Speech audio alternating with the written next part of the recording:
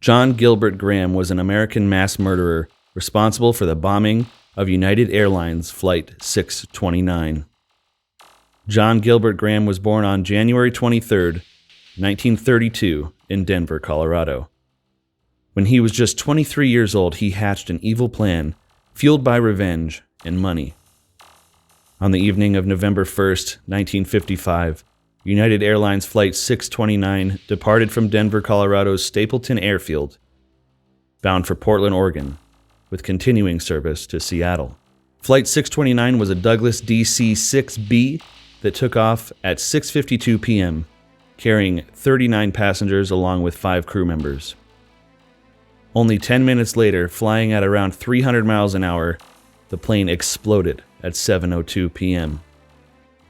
The debris from the explosion was scattered across 6 square miles of Weld County, Colorado, and continued to burn for 3 days.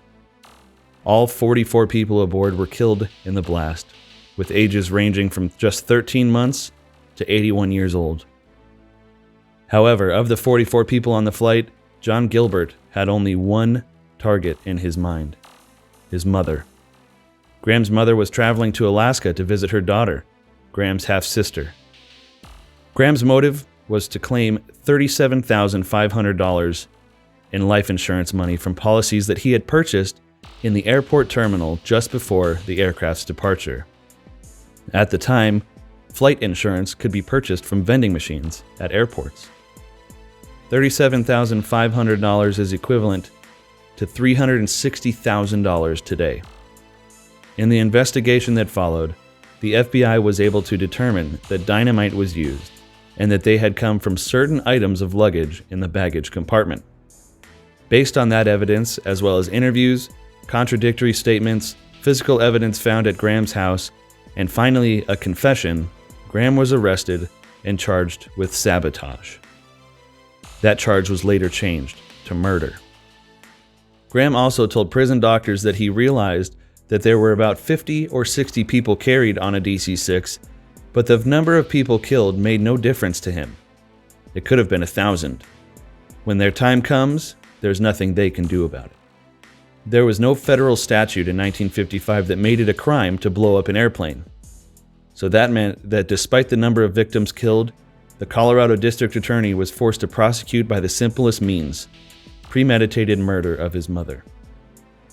So Graham was charged with just one count of first-degree murder. This is the first court trial ever televised in the state of Colorado.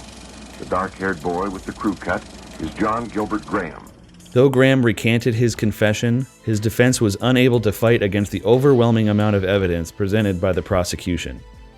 In February of 1956, he attempted suicide in his cell and was put under 24-hour surveillance.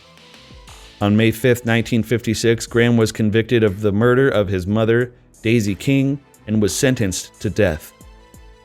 Graham was executed in the Colorado State Penitentiary gas chamber on January 11, 1957. This is for informational purposes only, and in no way should these type of actions be glorified nor the people responsible. There are monsters among us. We must learn from our past and be preemptive. Regardless of motive, violence should always be a last resort as a method for inducing or provoking social change. Actions that lead to the taking of lives of innocent people is simply not justified.